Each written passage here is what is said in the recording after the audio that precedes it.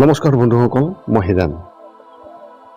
আজি এই ভিডিঅ'টোৰ জৰিয়তে আমি জানিম সিংহ ৰাশিৰ ব্যক্তিসকলে কেনেধৰণৰ ফলাফল লাভ কৰিব, তাৰে সম্পূৰ্ণ বৰ্ণন আপোনালোকক এই ভিডিঅ'টোৰ জৰিয়তে আগবঢ়াইছোঁ, যাতে এই ভিডিঅ'টোৰ জৰিয়তে আপোনালোকে গম পায় যে আগন্তুক বৰ্ষটোত আপোনালোকে কেনেধৰণৰ ফল লাভ কৰিব আৰু কেনেধৰণৰ প্ৰতিকাৰ অৱলম্বন কৰিব আৰু আপুনি আপোনাৰ জীৱনত আগুৱাই যোৱাৰ ক্ষেত্ৰত কেনেদৰে আপোনাৰ সহায়ক হয়।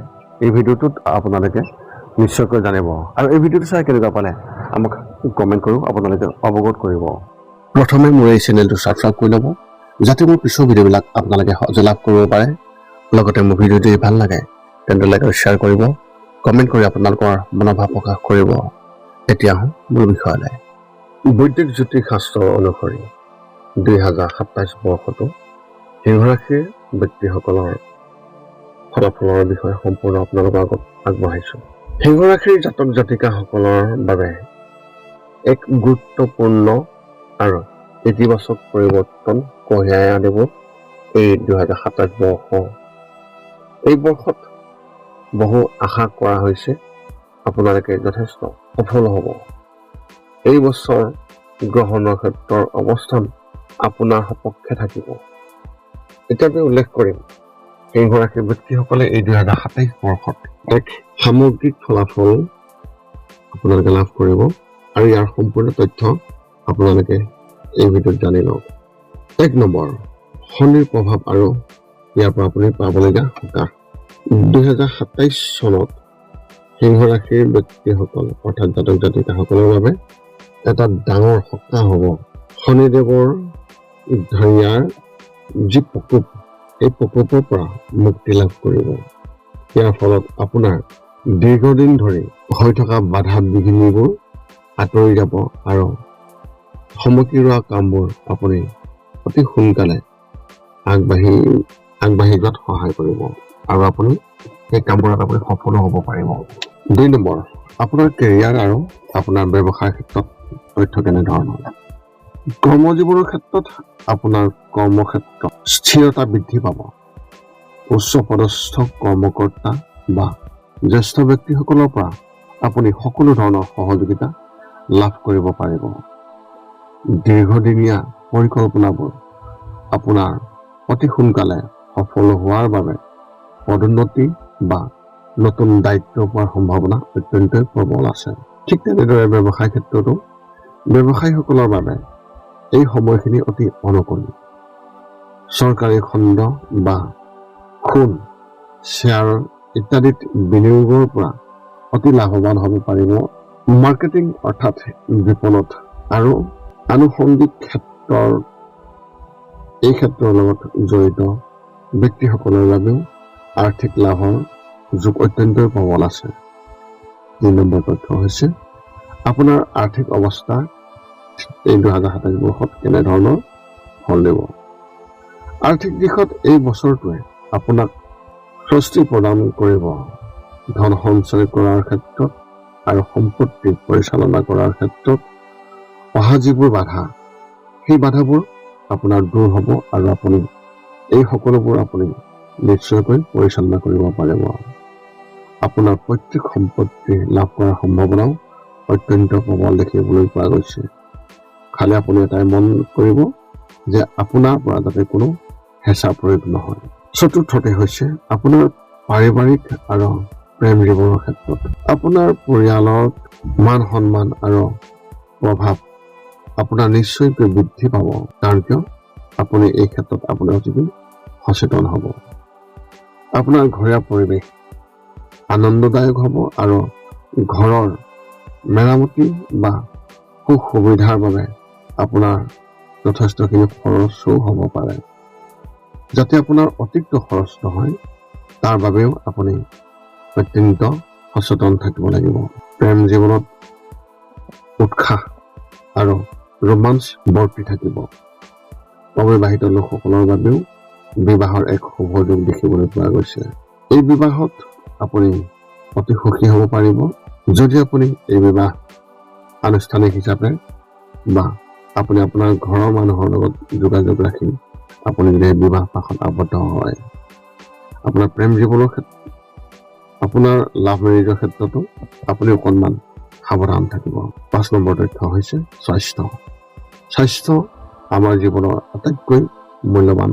যেনেকৈ এষাৰ কথা আছে, দেহা থাকিলেহে বোলে বেহা। আপোনাৰ স্বাস্থ্য ভাল থাকিলেহে আপুনি আপোনাৰ জীৱনত আগত উল্লেখ কৰা এই সকলোবোৰ বস্তু আপুনি লাভ কৰিব পাৰিব। যদি আপোনাৰ স্বাস্থ্য ভালে নাথাকে নিশ্চয়কৈ আপুনি এই সুখবোৰ আপুনি নাপাব। স্বাস্থ্যৰ ক্ষেত্ৰত সৰ্বতো প্ৰকাৰে সতৰ্কতা অৱলম্বন কৰা অতি প্ৰয়োজন। অনিদ্ৰা, আঁঠুৰ বিষ বা চকুৰ কিছু সামান্য সমস্যাই আমনি কৰিব পাৰে। এই ক্ষেত্ৰতো আপুনি অত্যন্ত সাৱধান থাকিব। আপুনি বেছি টেনশ্যন নল'ব আৰু আপুনি বেছিকৈ দৌৰা ধাপৰা নকৰিব আৰু চকুৰ লগত যাতে কোনো সমস্যা নহয় তাৰ প্ৰতিও আপুনি চকু ৰাখিব। কাৰণ জীয়াই থকা জীৱনত চকুৰ অৰিহণাও যথেষ্ট। নিয়মিত যোগাভ্যাস আৰু সুষম আহাৰে আপোনাক সুস্থ কৰি ৰখাত সহায় কৰিব। বিশেষ তথ্য হিচাপে এই ভৱিষ্যতবাণীসমূহ বৈদিক জ্যোতিষশাস্ত্ৰত গ্ৰহৰ অৱস্থানৰ ওপৰত ভিত্তি কৰি এই তথ্য আগবঢ়োৱা হয়। ব্যক্তি বিশেষে জন্মকুণ্ডলীত গ্ৰহৰ দশা আৰু অন্তৰ্দশাৰ ওপৰত ভিত্তি কৰি ইয়াৰ ফলাফল বিভিন্ন হ'ব পাৰে। ইয়াতে আপোনালোকক এক বিশেষ কথা ক'বলৈ যাওঁ।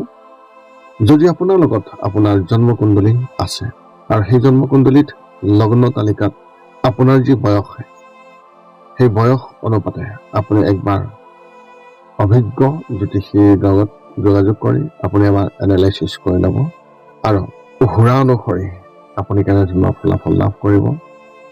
এজন জ্যোতিষীৰ জৰিয়তে আপুনি সেই সকলো তথ্য লাভ কৰিব পাৰিব, যাতে আপুনি লগ্ন তালিকাকো এনালাইচিছ কৰে, যাতে আহি থকা জীৱনত আপুনি যাতে একো অসুবিধা নহয় আৰু তাত দিয়া যি প্ৰতিকাৰসমূহ আপুনি কৰিবলৈ আপুনি যদি পাৰে চেষ্টা কৰিব।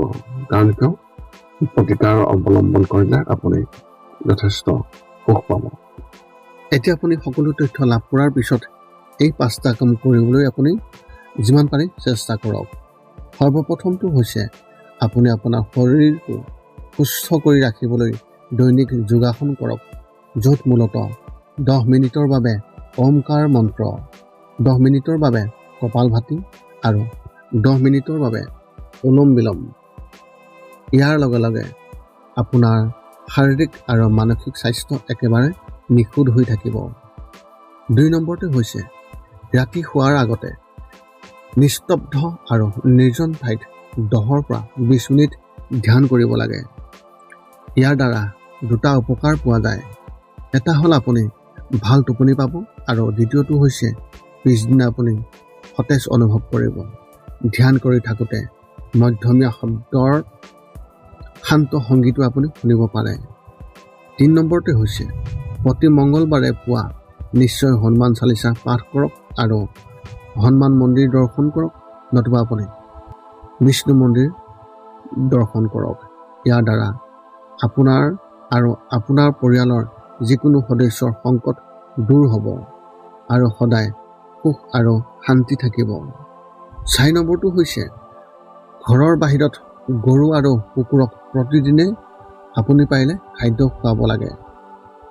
খাদ্য খোৱাক আৰু যদি পাৰে চৰাই চিৰিকটি আদিকো খাদ্য আৰু পানীৰ যোগান ধৰক। এই পৃথিৱীখন যিমান আমাৰ সিমানেই সিহঁতৰ। নিতৌ ইহঁতক খুৱাই আমি তেওঁলোকৰ পৰা এক আশীৰ্বাদ লাভ কৰিব পাৰোঁ আৰু আমাৰ ওপৰত থকা গ্ৰহবোৰৰ কুপ্ৰভাৱ দূৰ হ'ব। সদশেষত 5 নম্বৰটো হৈছে আপুনি পাৰিলে মাজে মাজে চৌপাশৰ দুখীয়া ব্যক্তিসকলক আপুনি পাৰিলে সহায় কৰক আৰু ভোকাতুৰ ব্যক্তিসকলক আপুনি পাৰিলে খুৱাবলৈ চেষ্টা কৰক। ভিডিঅ'টো ভাল লাগিলে লাইক শ্বেয়াৰ কমেণ্ট কৰি দিব, চেনেলটো ছাবস্ক্ৰাইব কৰি দিব, যাতে পুনৰ অন্য এটা ভিডিঅ'ৰ জৰিয়তে আপোনালোকৰ লগত সম্পৰ্ক ৰাখিব পাৰোঁ। পুনৰ লগ পাম অন্য এটা ভিডিঅ'ত। আজিলৈ ধন্যবাদ।